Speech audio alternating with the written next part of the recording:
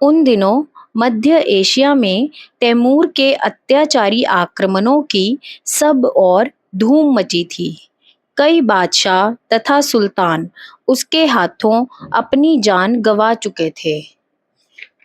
कुछ अन्यों ने अपनी जान बचाने के लिए तैमूर की शरण ग्रहण कर ली थी। उसकी फौज जिधर से निकल जाती, हाहाकार मच जाता था। शाह हमदान उस समय के प्रसिद्ध सूफी संत थे, किंतु तैमूर के अत्याचारों से आतंकित थे। वह डरे सहमे हुए अपने 700 अनुयायियों के साथ जान बचाने के लिए भागकर कश्मीर चले आए थे। कश्मीर पहुंचकर उन्होंने राहत की सांस ली थी। कश्मीर के सूफियों ने उनका अच्छा स्वागत किया था। लल उस समय खाना बदोशों की भांति इधर उधर भटकती फिरती थी। उसके वस्त्र तार तार हो चुके थे, जिसके कारण उसके लिए अपने शील की रक्षा कर पाना भी कठिन हो रहा था। एक प्रकार से उसे नग्न कहना ही अधिक उपयुक्त था। उसने भी तैमूर के अत्याचारों की बात सुनी। यह भी सुना कि सूफी दरवेशों, फकीरों, संतों के प्रति उसकी भ्रुकुटी तनी रहती है। तैमूर कहता कि यदि तुम खुदा के बंदे तथा सच्चे फकीर हो, पवित्र तथा नेक हो, तो उसे प्रमाणित करो। लोहे से निर्मित तथा अंगारों की भांति तपे हुए घोड़ों पर सवार होकर दिखाओ, अथवा मरने के लिए तैयार हो जाओ। लल ने यह भी सुना कि शाह हमदान भी आतंकित होकर कश्मीर भाग आए हैं। यह सुनकर लल को हंसी आ गई। उसके मुंह से निकल पड़ा, सूफी संत और आतंकित, आश्चर्य।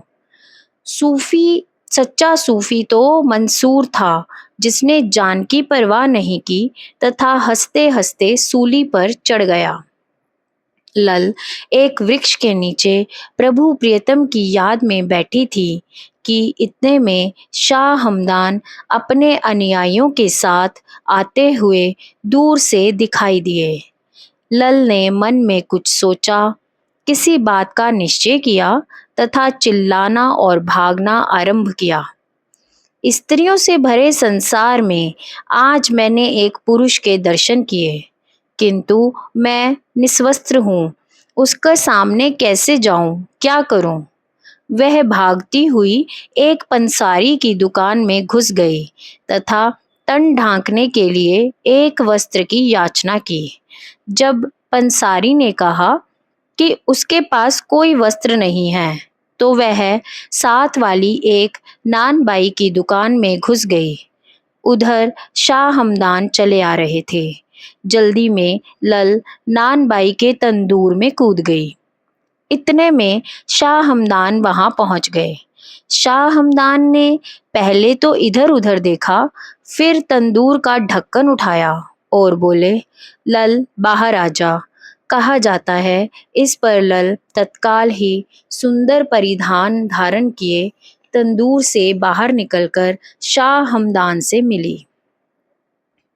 यह घटना शाह हमदान के लिए उपदेशात्मक थी। यह उपदेश केवल मौखिक नहीं, क्रियात्मक था। संतों की यह रीति है कि प्राय वह कम ही बोलते हैं, किंतु करके दिखा समझा देते हैं। यही ढंग लल ने भी अपनाया। यदि तैमूर सूफी दरवेशों को अग्नि से तपते हुए लोहे के घोड़ों पर सवारी करने के लिए कहता है, तो इसमें डरने भागने की क्या बात है? आप बैठ जाते। बात साफ है, सामर्थ्य का अभाव है। अन्यथा निश्चिंत होकर घोड़े पर बैठ जाते। अधिक से अधिक यही होता, मर जाते। सूफी कब से मरने से डरने लगे हैं? मंसूर तो हंसते हंसते सूली पर चढ़ गया था। यदि मेरे जैसी एक सामान्य नारी भी तपते तंदूर में कूद सकती है, तो आप तपते हुए घोड़े पर क्यों नहीं बैठ सकते? तो क्या आप एक नारी से भी गए बीते हैं? सामर्थ्यवान योगी के लिए प्रकृति के पांचों तत्व उसके अनुकूल हो जाते हैं। वे तत्व अपने अपने स्वाभाविक गुणों का त्याग कर योगी के मन अनुकूल आचरण करने लगते हैं। अग्नि का धर्म है कि जो कुछ भी उसमें डाल दिया जाए उसको जलाकर भस्म कर देती है, किंतु समर्थ योगी के लिए अपने धर्म को भूल जाती है।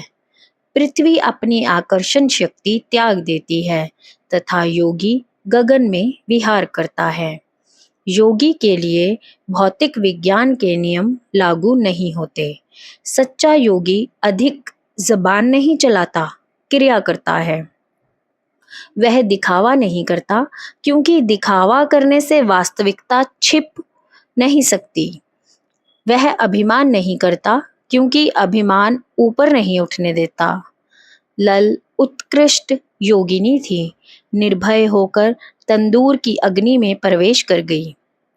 यदि सूफी दरवेश तैमूर से आतंकित होकर भाग खड़े होते हैं तो नाम के दरवेश हैं।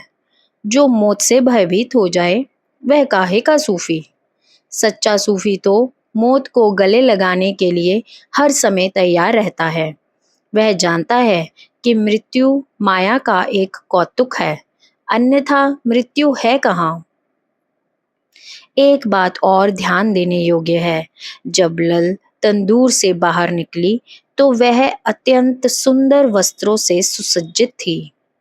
इससे यह सिद्ध होता है उसमें इतनी सामर्थ्य थी कि संकल्प मात्र से कोई भी इच्छित वस्तु प्राप्त कर सकती थी, किंतु वह चिथड़े लपेटे घूमती थी। सिद्ध योगी अपने शरीर की आवश्यकताओं के लिए अपनी दैवी शक्तियों का उपयोग नहीं करते। वे अभाव में ही आनंदित रहते हैं। वह दूसरों को बांटते रहते हैं, किंतु स्वयं निर्धनता में समय व्यतीत करते हैं। जैसे भगवान शंकर संसार भर की इच्छाओं कामनाओं की पूर्ति करते हैं, किंतु शमशान में तन पर भस्म लपेटे नंग धड़ंग पड़े रहते हैं। यही हाल संतों का भी है। जिस प्रकार नदी स्वयं जलपान नहीं करती तथा वृक्ष फल नहीं खाते, उसी प्रकार संत यदि उनके पास कुछ विभूतियां हैं तो उनका उपयोग स्वयं के लिए नहीं करते। यदि करने लगे तो संभवतः वह संत ही नहीं रहे। फिर उनमें तथा संसारियों में अंतर ही क्या रहेगा।